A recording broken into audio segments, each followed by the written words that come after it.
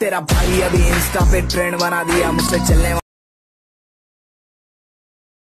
वाले को मैं सीधा शॉक कर दिया। तेरा भाई अभी सिस्टम को हैक कर दिया मेरे। হ্যালো গাইস, আপনি যদি এই ধরনের হোয়াটসঅ্যাপ স্ট্যাটাস বা ভিডিও এডিট করতে চাও তাহলে চ্যানেলটি সাবস্ক্রাইব করে বেল আইকনটি প্রেস করে দেবেন। প্রথমে চলে আসবো এই ভিএনএফটা আমরা এখান থেকে ওপেন করে দেবো। ওপেন করার পর নিচে একটা প্লাস চিহ্ন আছে, সেখানে ক্লিক করে নেব। ক্লিক করার পরে এখান থেকে নিউ প্রজেক্টে চলে আসবো। আসার পরে এখান থেকে একটা ভিডিও লেয়ার এখান থেকে সিলেক্ট করে নেব। তার জন্য ভিডিও যে অপশনটা আছে সেখানে চলে আসবো। এখান থেকে একটা ভিডিও সিলেক্ট করে নেব। সিলেক্ট করার পর এখান থেকে নেক্সট করে দেবো। নেক্সট করার পর কী করবো, এই ভিডিও যেটা সংটা আছে সেটা আমরা এখান থেকে মিট করার জন্য এই যে অপশনটা আছে সেখানে ক্লিক করে নেবো। মিট হয়ে যাবে। ওপরে যে মিউজিক বলে যে লোগোটা আছে এখানে, সেখানে ক্লিক করে নেব। ক্লিক করার পর মিউজিক বলে যে অপশন আছে সেখানে ক্লিক করে নেব। ক্লিক করার পর মাই মিউজিকে চলে আসবো। আবার এখান থেকে মাই মিউজিকে চলে আসবো। তো মিউজিকটা এখান থেকে অ্যাড করে নেবেন। তো মিউজিকটা অ্যাড করার জন্য এইচ বলে যে অপশন আছে সেখানে ক্লিক করে নেবো। ক্লিক করার পরে বিট করে অপশানে ক্লিক করে নেবো। বিট বলে যে অপশনটা ছিল সেখানে ক্লিক করে দেবো। ক্লিক করার পর এদিকে চলে আসবো। এখান থেকে বিট মানগুলো অ্যাড করে নেবেন। তো কোথায় কোথায় অ্যাড করতে হবে সে ভিডিও স্ক্রিনে দেখিয়ে দিচ্ছি, সেখান থেকে দেখে অ্যাড করে নেবেন। অ্যাড করার পরে এখান থেকে টিক করে নেবেন। আবার এখান থেকে টিক করে দিই। টিক করার পর এখান থেকে কী করবো, প্রথমে যে বিট মান আছে সেখানে চলে আসবো।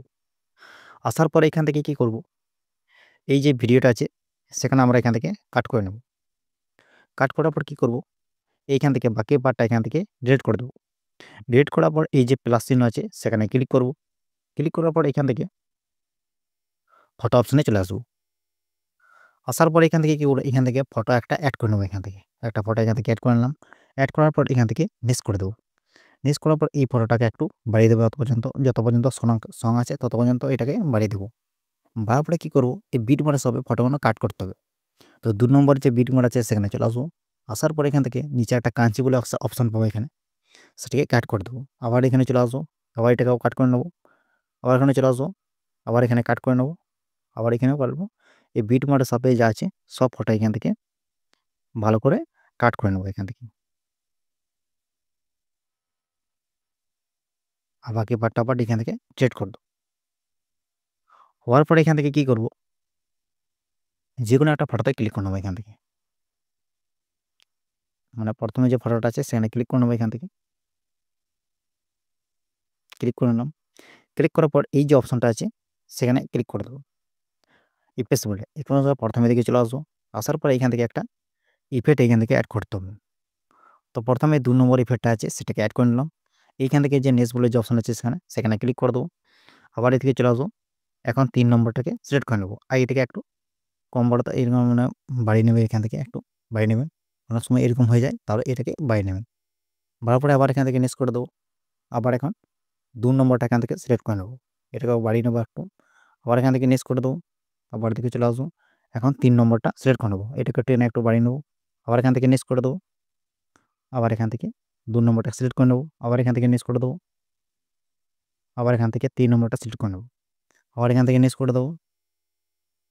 আবার এরকম করে ক্লিক করে নেবেন। মানে ওই ১ নম্বর ২ নম্বরটাকেই সেট করে নেবেন। সেট করার পর এখান থেকে আবার নেক্সট করে দেবো।